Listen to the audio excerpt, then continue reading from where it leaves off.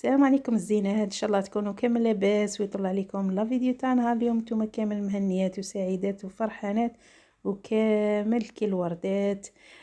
جيتكم اليوم بهذه التحليه. الله يحلي اياماتكم.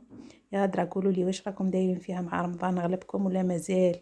ولا بدا زعما يخدم شويه فيكم؟ المهم البنات، اليوم راح نشارك معكم هذه التحليه اقتصاديه وبنه عالميه ولازم تجربوها يا خياتي. المهم هنايا تجيبوا البسكوي اللي كاين عندكم. انا كان عندي هذا، درت هذا اللي راكم تشوفوا فيه. طحنوه هكذا. انا عجزت البنات لان نحيه في الاشوار، من الاشوار يرحيه بزاف. انا حبيت هكا باش يقعد لي مهرمش هكذا، نهرمشوه برك من ما نطحنوهش حتى يولي بودره. نعمروها هكذا. الطبقه الاولى هذه هي نديروها في لي فيغين كيما راكم تشوفوا.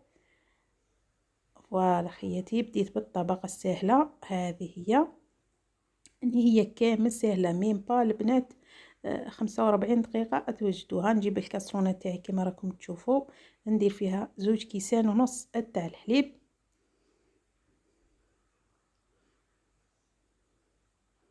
هاني درت 2 كيسان ونص تاع الحليب يا البنات، ونزيد لها هنايا صفر بيضاء و2 مغارف نتاع الفارينة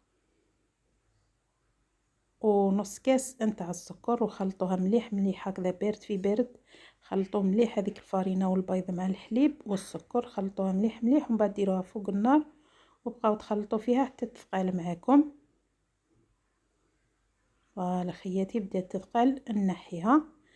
نجي هنا نخلطها شويه شويه فوق هكا فوق البوطاجي. نزيدوا لها هنايا شويه تاع فاني كراميل باش تعطينا ذوق الكراميل، ونزيدوا لها شويه تاع لافاني، نزيدوا لها هنايا علبه ولا زوج تاع فلون كراميل. انا درت لها 2 علبات. تقدروا ديروا لها غير علبه. وخلطوا مليح مليح هذوك المكونات مع بعض هكذا خياتي. ومن بعد نفرغوها في لي فيغين كما راكم تشوفوا. هاني هنايا نهز بالمغرف جيت نفرغ، طلع لي هذاك البسكوي من الفوق راكم تشوفوا. قلت والله ما نحيها نخليها كيما راهي. يا هزو بالمغرف كيما راكم تشوفوا هكذا. نعمر كامل لي فيغين تاوعي.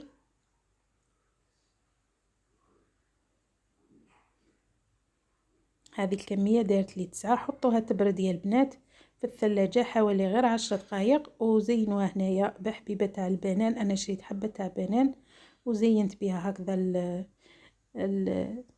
التحليه تاعي. ديروها هكذا في الجوانب.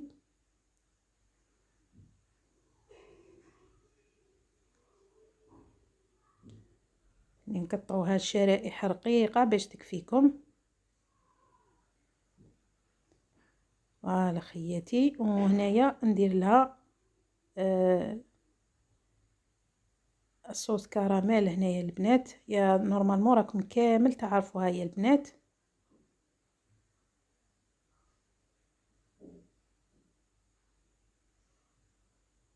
ساهل التحضير تاعها. ذوبوا كاس تاع سكر فوق النار حتى على نار قليله حتى يولي كراميل.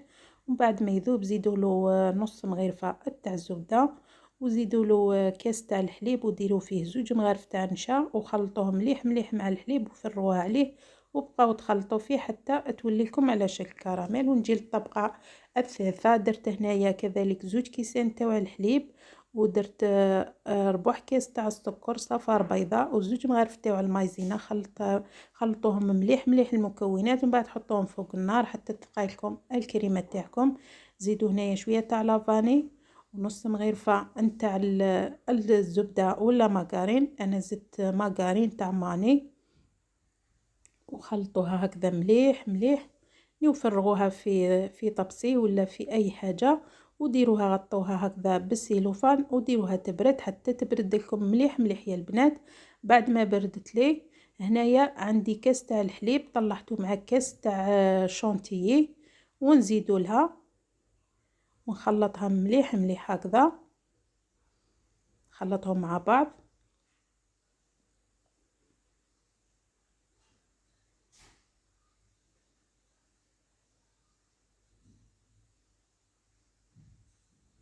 فوالا خياتي، خلطوها مليح مليح ونديروها في لابوش ونزينوها بهذه الطريقة يا البنات. صدقوني جات روعة روعة روعة، يعني ننصحكم باش تجربوها.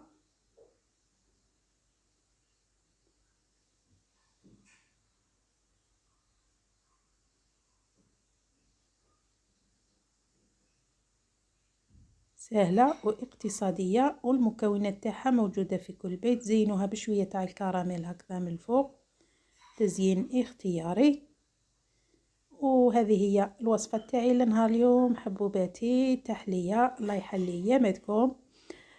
نقولكم ما تنساوش ديروا جيم، ونقولكم صحة فطوركم حبوباتي.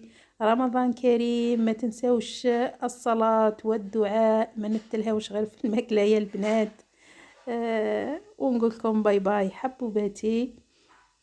الى فيديو اخر ان شاء الله. شوفوا هنايا القوام تاعها يا البنات، يعني حبيت نشوف القوام تاعها ماغري راني صايمه، مي كيف طرنا ذقناها جات روعه يا البنات.